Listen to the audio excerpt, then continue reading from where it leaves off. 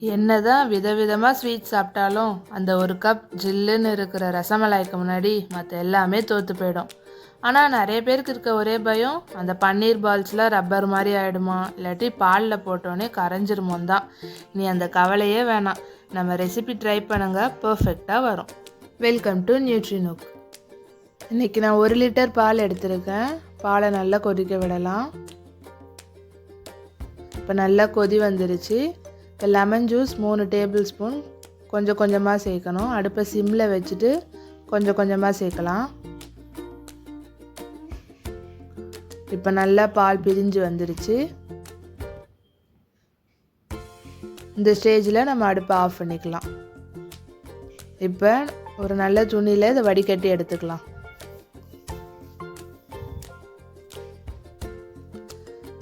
இப்போ தண்ணி ஊற்றி ஒரு 2-3 வாட்டி நல்லா கழுவணும். அப்போ தான் அந்த லெமனோட டேஸ்ட்டு வராமல் இருக்கும்.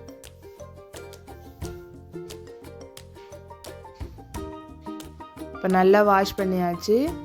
இப்போ இதில் இருக்க தண்ணியை சுத்தமாக பிழிஞ்சு எடுத்து ஒரு 1 ஹவர் நல்லா தொங்க விட்டுறலாம்.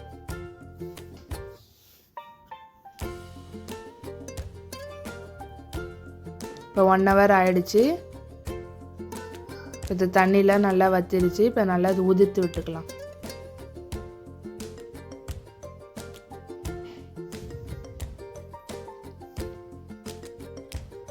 இப்போ மாவை நல்லா பிசையணும். நம்ம எந்த அளவு பிசைகிறோமோ அந்த அளவுக்கு சிரப் நல்லா அந்த பால்ஸில் ஊறி வரும். இந்த மாவு நல்லா ஒன்று போல் திரண்டு வரணும்.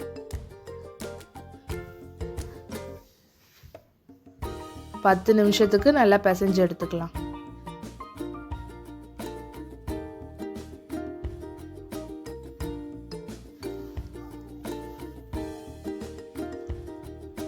இப்போ மாவு ரெடி ஆயிடுச்சு. ரசமலாய் ஷேப்பில் நம்ம ஷேப் பண்ணி எடுத்துக்கலாம். பால் பண்ணிவிட்டு லைட்டாக ப்ரெஸ் பண்ணோன்னா நமக்கு அந்த ஷேப் கிடச்சிரும்.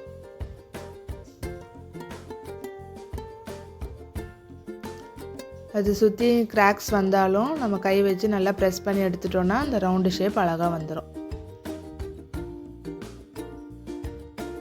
சுகர் சிரப் ரெடி பண்ணிக்கலாம்.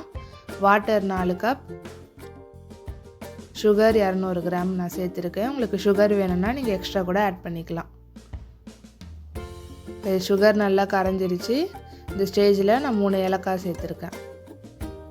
இப்போ இது நல்லா கொதி வந்துருச்சு. ஹை ஃப்ளேமில் வச்சு 5 நிமிஷம், மீடியம் ஃப்ளேமில் 10 நிமிஷம் வச்சு நம்ம நல்லா கொதிக்க வச்சுட்டோன்னா குக் ஆகிடும். இப்போ அதை எடுத்து நம்ம நார்மல் வாட்டரில் போட்டுக்கலாம். இப்போ ரப்டி செய்யலாம். நான் இன்றைக்கி 1/2 லிட்டர் பால் எடுத்திருக்கேன். அதில் சுகர் 1/2 கப், சாஃப்ரான் கொஞ்சமாக. உங்களுக்கு அந்த நல்ல எல்லோ கலர் வேணும்னா நீங்கள் ஃபுட் கலர் கூட ஆட் பண்ணிக்கலாம். இது கூடவே கொஞ்சம் பிஸ்தா அண்ட் ஆல்மண்டும் ஆட் பண்ணிக்கலாம். இதை நல்லா கொதிக்க வச்சிடலாம். இது நல்லா கொதி வந்துருச்சு. நம்ம ரப்டியும் ரெடி ஆயிடுச்சு. இப்போ நம்ம வாட்டரில் போட்டிருந்த ரசமலாயை ஒரு ஃப்ளாட்டான ஸ்பேட்டுலா வச்சு அந்த வாட்டர்லாம் நம்ம ஸ்க்வீஸ் பண்ணிடலாம். ரொம்ப ஸ்க்வீஸ் பண்ணக்கூடாது. லைட்டாக ப்ரெஸ் பண்ணோன்னா அதில் இருக்க அந்த வாட்டர்லாம் போயிடும். இப்போ அதை எடுத்து நம்ம ஒரு பிளேட்டில் வச்சுக்கலாம். இப்போ நம்ம அந்த ரெடி பண்ணியிருந்த ரப்டியும் போட்டு அப்படியே சாப்பிட்டாலும் நல்லாயிருக்கும், இல்லை ஃப்ரிட்ஜில் வச்சு சாப்பிட்டிங்கனாலும் நல்லாயிருக்கும்.